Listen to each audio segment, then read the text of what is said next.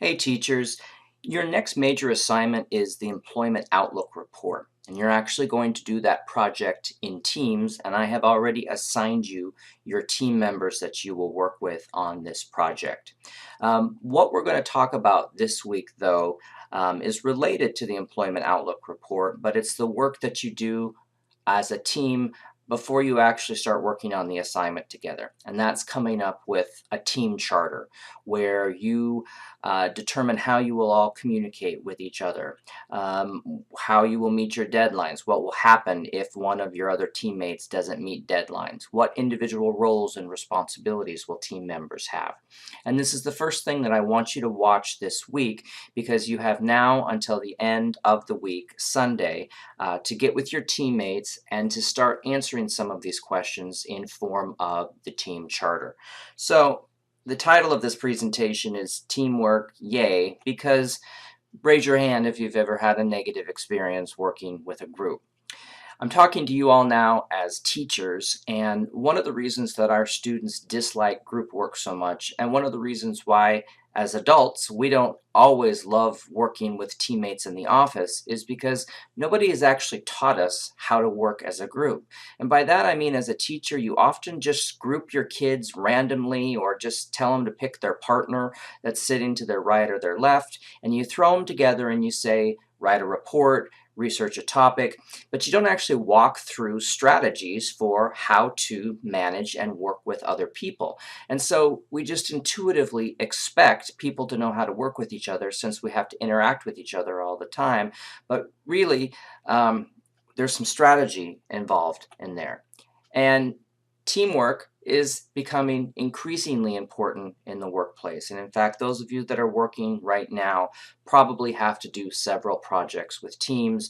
You have a system set up where you have some type of work distribution to create some type of efficiency in terms of how work is composed, who it goes off to, who does what roles. Teamwork is also becoming increasingly global, and it's becoming really affected by technology. We have now what are called virtual teams. So you could work for a company like IBM, for example, and you could work at home and you work on a team of 4 or 5 other people who could be in 2 or 3 different time zones. So the idea of teamwork and what that looks like is very different. So you all collaborating via a distance, so to speak, is really reflective of where collaboration in the workplace in general is headed. And as you all know, being immersed in an online course is very different from a face-to-face course, and so some adjustments and some different things need to be considered. So team members have to find a way to express their views persuasively.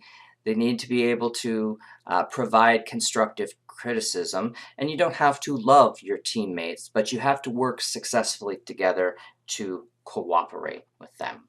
So some general guidelines for beginning any collaborative project is that you always want to have a team leader. Now, this is not necessarily the boss of the team who's going to tell everybody what to do, but you need some person who is kind of the centralized figure for who do I send all the documents to, or who's going to be the person I contact if my other teammate doesn't meet their deadline. You need some central person who's designated to all that. So that's what a team leader is. Once you have that team leader, you really need to facilitate what are your goals and what are your objectives. You need to make sure that those are clearly defined. Now, you all have to do an employment outlook report, but you also have to do it in a very compact space of time. You all are in different places and you all have other lives. So in addition to the goal of completing the employment outlook report, you also have individual personal goals that are related to this assignment as well. And those things need to be discussed ahead of time so that everybody does an equal amount of work. It just doesn't all have to be at the exact same moment. From there, you really want to think about dividing the tasks, who's doing what, And again, it's not really important here that you know a lot about the Employment Outlook Report assignment, other than you know that you're going to have to do a little bit of research on employment in your field. You're going to have to do some interviews. You're going to have to, so somebody's going to have to do the writing. You're going to have to create a report, so somebody's going to have to format that report. You're going to need somebody to do an edit for consistency at the end, and then you're going to need somebody to submit the report on everyone's behalf. So again, what we're talking about here is more of the process that it's going to take to complete this assignment rather than the actual parts and pieces of the Employment Outlook Report. From there, you need to establish a procedure for responding to the work of other members. What are the best uses of technology? Now, you all are going to have a collaborative space in Canvas, but you might find that you want to do something different, and that's entirely up to you. You all get to set that based on your own needs and preferences. You have to also establish procedures for dealing with interpersonal problems, and this is why it's really important to settle on these guidelines and identify them before any work begins, because what you all now are essentially neutral parties. You are all agreeing that hypothetically, if somebody doesn't do their work on time, this is what's going to happen. And that saves you a lot of headache in the end, because you have all gotten together, you've made these decisions, you've written them down, so that when it actually does happen and it's not hypothetical anymore, you at least have a foundation, a mutually agreed upon foundation where you can begin. And you also keep each other updated regularly via progress reports. We are working in such a compacted time though this summer, you'll be sending each other progress reports more often than not. There are also some guidelines for face-to-face meetings. I'm not going to go over this right now because we're online and this isn't necessarily relevant to what we're talking about, but we will be talking more about collaboration next week, and I give you a copy of this PowerPoint so you can certainly read this stuff on your own. One of the things, though, to understand before we begin is sources of conflict, because in most dynamic group settings, people are going to have conflict because of things. They could be interpersonal differences in terms of personality or working style, commitment. We do see gender and cultural differences there. Humor or ways of expressing politeness also are often culture dependent, and so sometimes those things can be cause misunderstanding.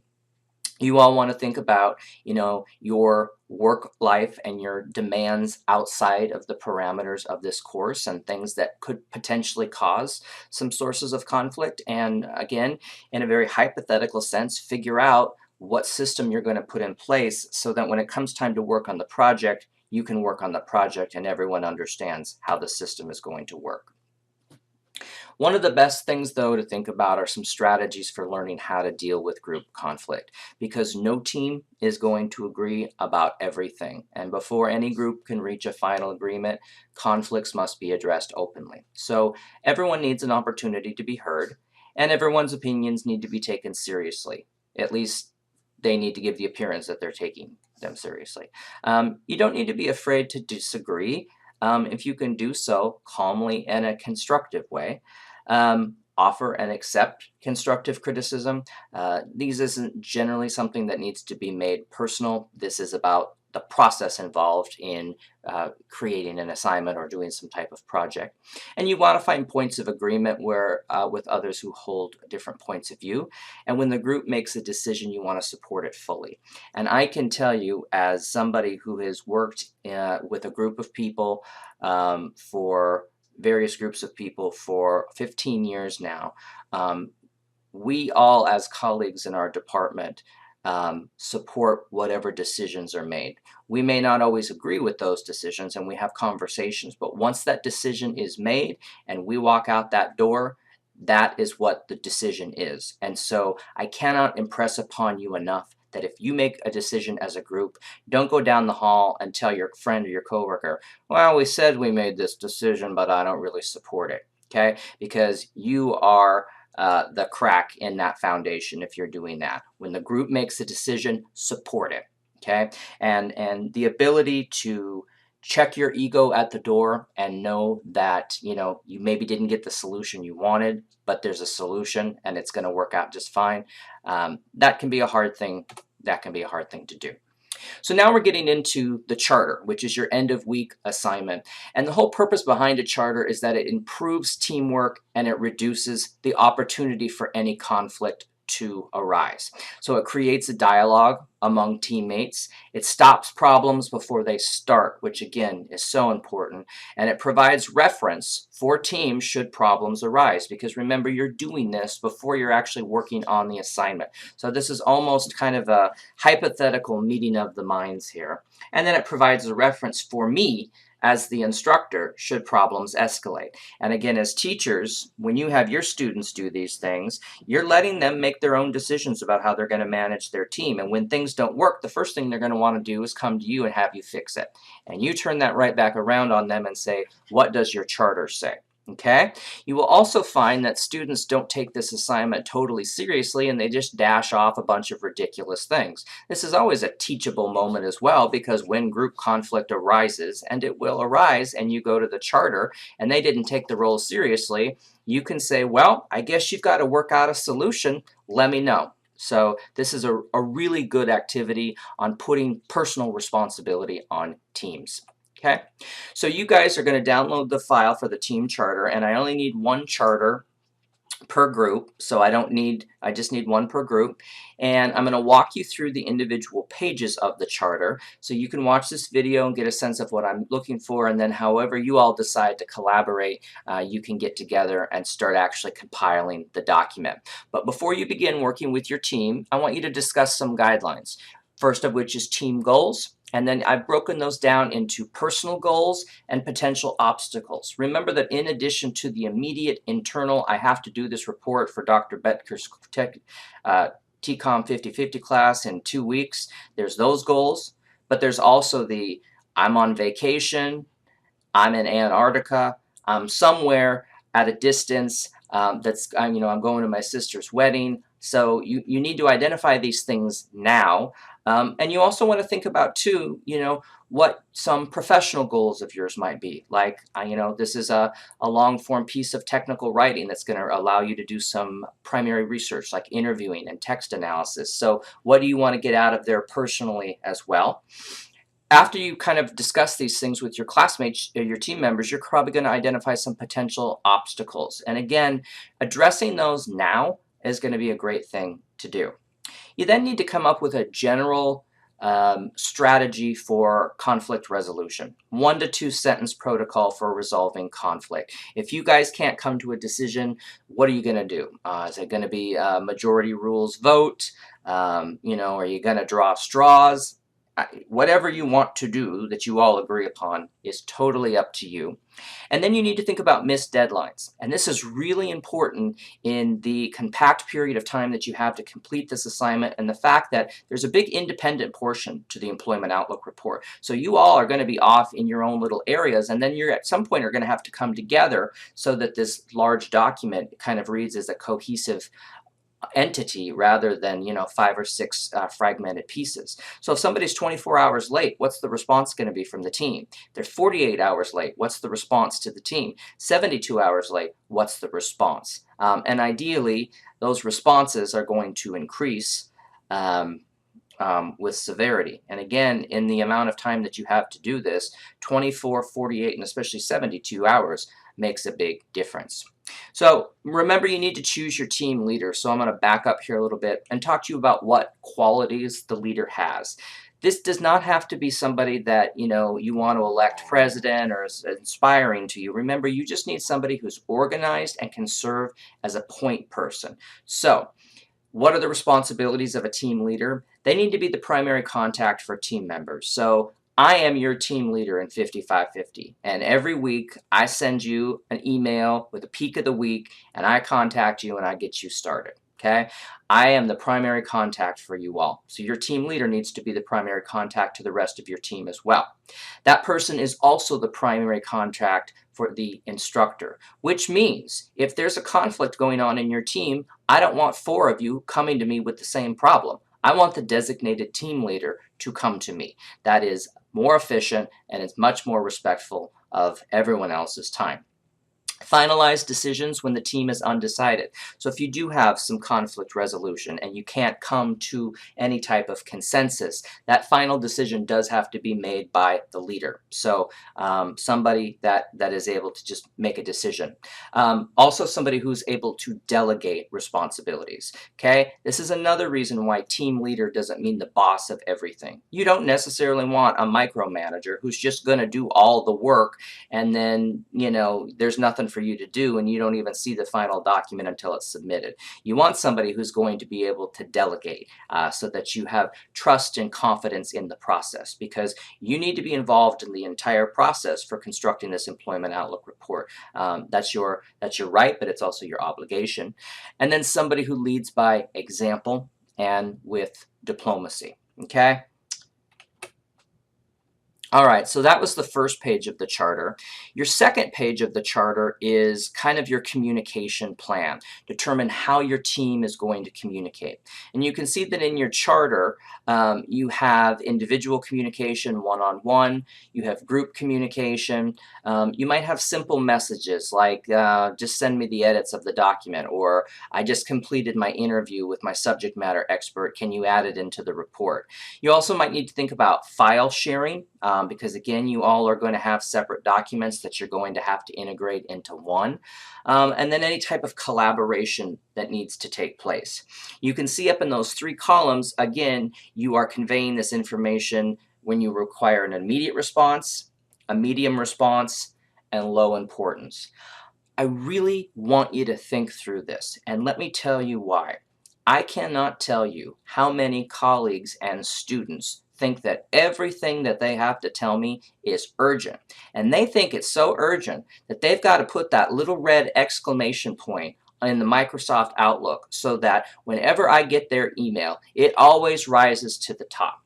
Sometimes there's not even a question. Something that's just like, hey, by the way, here's some information that you might find helpful. Really think through what constitutes an immediate response, something that's within 24 hours or something within 48. Because just because you're impatient does not automatically make it urgent. And one of the sources of conflict with teams are individuals that do not understand this. So again, this is where it's really important that while you're talking about things hypothetically with this particular charter, what could happen, you really begin to think through why I'm asking you to think about these things, because this theory is going to translate into practice real quickly when you start working on the team.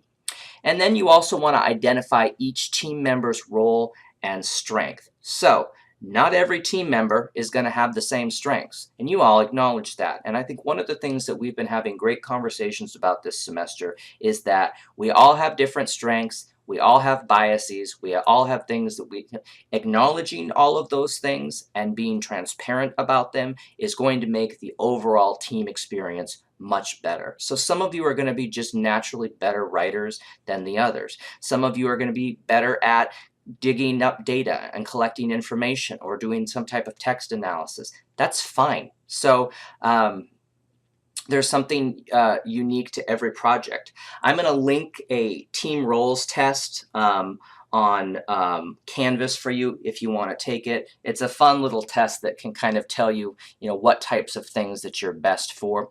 But in the columns there, you want to enter each of your names, and you really want to think about what role that person's going to be. So you're going to have the leader, you're going to have the writer or the editor, you're going to have somebody that probably needs to be there for continuity. So think about style continuity, formatting continuity, the way you present information. Again, this final employment outlook report needs to read like one person wrote it, a team, rather than 3 or 4 individuals. Okay?